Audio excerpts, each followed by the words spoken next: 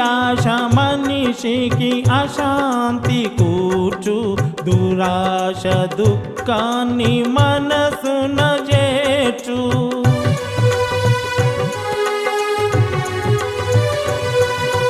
ఈర్ష్యా ద్వేషం సమస్య మూలం, మనసుతో బుద్ధికి వేయాలి బంధం. మనోనిగ్రహం లేని వారికి, మనోనిగ్రహం లేని వారికి బాధలన్నవి సహజం.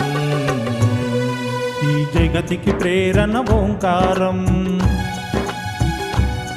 అది జీవన మనుగడకారంభం. భక్తజనులకు శ్రీరస్తు, సిద్ధ గురువులకు శుభం.